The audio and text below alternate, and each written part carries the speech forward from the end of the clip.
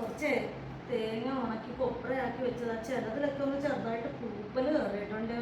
ഇത് എന്തുവാ ഒരു കാറിയ മണം പോലെയൊക്കെ ചെറുതായിട്ട് വന്നിട്ടുണ്ട്. ഇത് ഞാൻ എല്ലാം ഒരുവിധം വൃത്തിയാക്കിയൊക്കെ വെച്ചിട്ടുണ്ട്. ഈ ഒരു സെറ്റിനകത്ത് കുറച്ച് ഇത് വന്നേക്കുന്നത് ഒന്ന് തുടച്ച് ഒന്ന് സെറ്റാക്കി എടുക്കണം ഒന്നുകൂടെ. ഇത് ഇങ്ങനെ വൃത്തിയാക്കിയത് അതിങ്ങനെ കവറിലാക്കി ഫ്രിഡ്ജിൽ വെച്ചിരുന്ന് ഞാൻ പൂത്ത് പോകാതിരിക്കാൻ മഴക്കാലം ആയതുകൊണ്ടേ ഇതൊന്നും കൂടെ ഒന്ന് വെയിലടിച്ചിട്ട് ഇതുണ്ട് നല്ല നിറമുണ്ട്. ഇതിൽ കുറച്ച് ഒന്ന് മാറിയിട്ടുണ്ട്. ഇനി വെയിലത്തോട്ട് വയ്ക്കാം.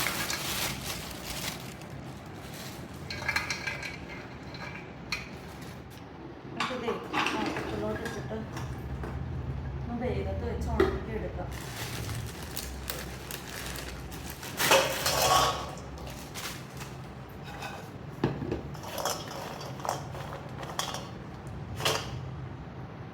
ഇതെല്ലാം കൊണ്ട് വെയിലത്തോട്ട് വയ്ക്കും.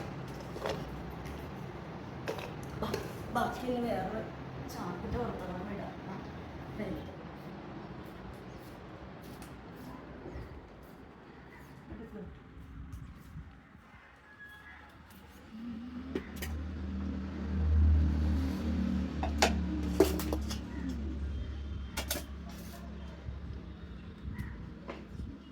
കാണും.